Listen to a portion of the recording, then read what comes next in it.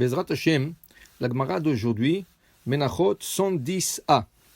La Gemara emmène un pasouk dans le Malachi, le livre de Malachi, chapitre 1, verset 11. Bechol makom muktar mugash lishmi. À chaque endroit, on sacrifie devant moi, dit l'Éternel. Bechol makom, est-ce qu'on peut sacrifier devant l'Éternel à chaque endroit? Il est interdit de sacrifier quoi que ce soit en dehors du temple. Regardez, même quand on fait kaparot, le jour de Kippour, ils ont choisi le poulet. Pourquoi le poulet? Pour qu'on n'utilise pas ni mouton, ni chèvre, ni un animal qui est sacrifié sur l'autel.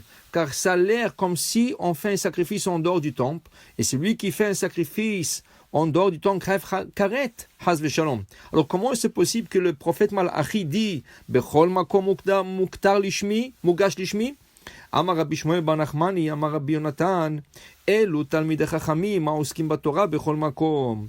On parle de ceux qui s'assoient et ils étudient la Torah à chaque place. Là où tu vas, b'shivtecha bevetecha, ulechtecha vaderech, ou b'shochbecha uvkomecha. Tu vas sur l'autobus, lis la Torah. Tu vas en route, lis la Torah. Tu vas chez n'importe quel bureau et tu attends, lis la Torah.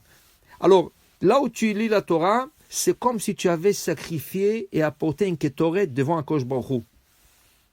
Il dit ici, Amarish Lakish, Maïdichtiv, Zot Torah, La Ola, La Mincha, Vela Chatat, Vela Hasham.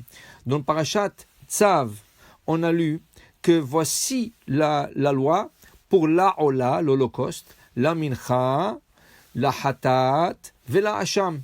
C'est la.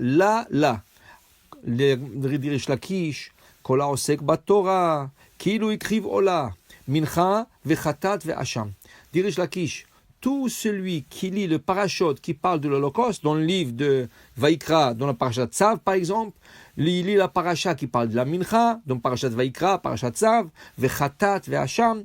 Ça veut dire que quand on lit à propos du sacrifice, on lit le verset de la Torah, à propos du sacrifice, selon Rish Lakish, c'est comme si on avait sacrifié. Parce qu'on dit, un shalema parim sefatenu. Aujourd'hui, qu'on ne peut pas faire de sacrifice, on le fait avec nos lèvres.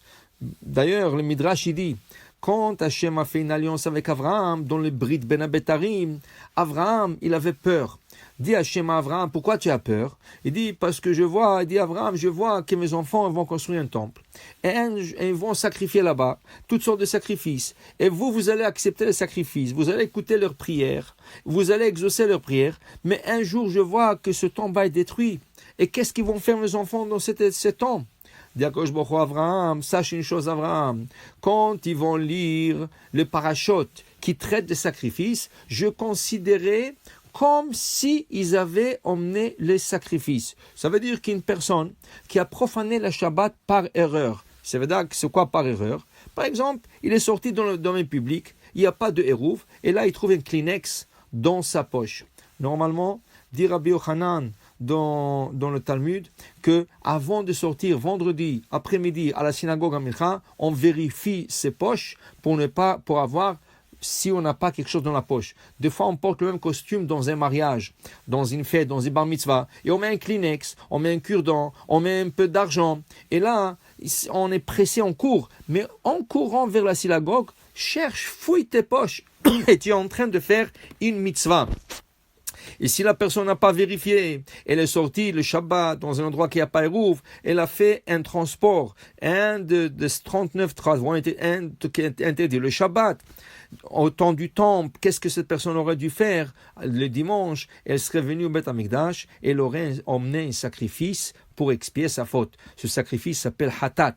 Mais aujourd'hui, on n'a pas de Hatat, on n'a pas de sacrifice. Qu'est-ce qu'on fait? Alors on prend le livre de Vaikra, on ouvre la paracha de Hatat, donc parachat de Vaikra, ou parachat Tzav, et là on lit le passage, et on demande à Hachem, voilà, j'ai lu le passage qui parle de Hatat, et que ce sera votre volonté l'Éternel, que ça serait considéré comme si j'emmenais la Hatat.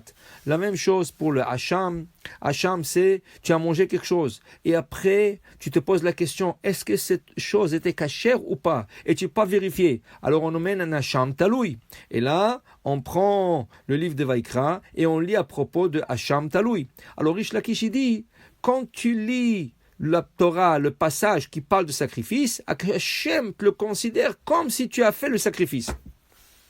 Amar Rava, vient Rava, il n'est pas d'accord avec Reish Lakish. Pourquoi c'est écrit la Ola, la Mincha, la Hatat, ve la Hacham? Il fallait dire la Ola, ve Mincha, ve Hatat, ve Hacham. Pourquoi la dire Rava que selon lui, la représente le mot lo, comme en hébreu dire non. Veut dire, si tu lis dans la Torah la paracha de Hatat, tu n'as pas besoin d'emmener un Hatat. Si tu lis dans la paracha la Hacham, tu n'as pas besoin d'emmener un Hacham. C'est plus fort que dire que comme si j'avais sacrifié, je n'ai pas besoin de sacrifier, parce que la faute est expiée par les paroles de la Torah. Alors vous voyez la force de la Torah, que la Torah peut expier plus qu'un sacrifice. Selon Rish Lakish, il faut emmener le sacrifice, et puisqu'on ne peut pas l'emmener, alors dans ce cas, on étudiera la paracha, alors c'est comme si on l'avait emmené. Mais selon Rava, pas comme si tu l'avais emmené, tu n'as pas besoin de l'emmener, parce que la Torah elle-même, elle expie tes fautes.